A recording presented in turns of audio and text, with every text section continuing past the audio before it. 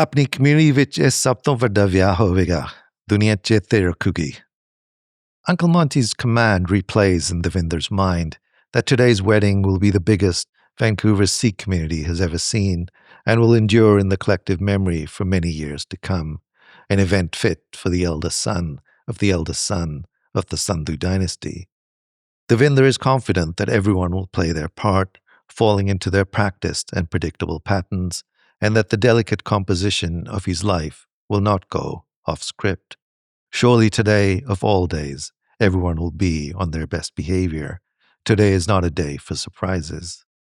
The LED display on the clock radio tells him it's 4 minutes to 6 a.m., and he flicks the alarm setting to off before rising from bed, careful not to disturb Kuldeep, who lies asleep next to him.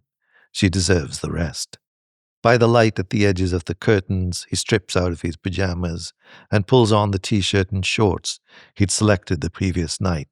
He can trace the silhouettes of clothes that drape on hangers over the top edge of the wardrobe, reminders of the day to come.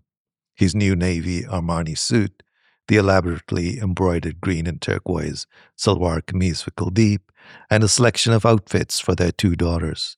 Everything had been meticulously ironed and organized by Kuldeep the night before.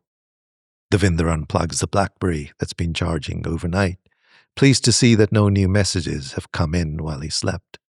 From a drawer of watches and jewelry, he straps a weather-beaten Casio illuminator to his wrist and places a Rolex upon the dresser for later.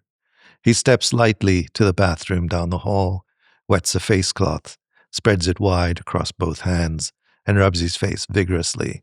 After wiping under his armpits, he stretches the waistband of his shorts to scrub around his groin, then throws the cloth into a laundry basket filled with their daughter's clothes. He brushes his teeth and finger combs his hair, scratches at the graying stubble on his chin. Before heading downstairs, he peeks into the children's bedroom. They'd fallen asleep early after he and Kuldeep cut short their stay at the Jago, agreeing that their rest was a higher priority than staying up for the traditional pre-wedding night of song and dance. Meena, 8 years old, sleeps peacefully in the same position in which he'd left her, the sheets pressed tight across her body. She's a sound sleeper, yet fussy by day. Her sister Tina, 2 years younger, is an agitated sleeper and yet calm during the waking hours.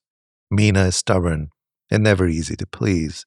She clings to her parents, wary of any adventure. Tina, on the other hand, accepts what is offered to her and is always keen to wander and explore her surroundings, oblivious to any worry she might cause her parents. Tina's sheets are tangled around her legs, and one henna-painted arm, swirling vines and paisley leaves, hangs off the bed. Her pillow has fallen onto the floor. Devinder steps into the room and gently lifts her head to place the pillow underneath. As he reaches for her arm to tuck it back under the sheet, Tina mumbles, "Daddy, where are you going?" Her arm extends and her fingers tighten around his biceps. "For a run, sweetie. Go back to sleep. Remember today is Ranjit Baji's actual wedding day." At the end of each of this week's pre-wedding events, the ladies' Sangeet, the Mehndi, and the Maya, the girls have asked if their oldest cousin brother, Ranjit, is now really married. Each night, Devinder and Kuldeep have counted down the number of sleeps left until the actual ceremony. "I don't like it when you go run, Daddy," Tina murmurs with eyes closed. Devinder kneels beside the bed and strokes her hair to soothe her back to sleep. He looks around the newly decorated room, the subtle hint of fresh paint masked by the comforting smells of linens and lotions, lavender shampoo in Tina's hair.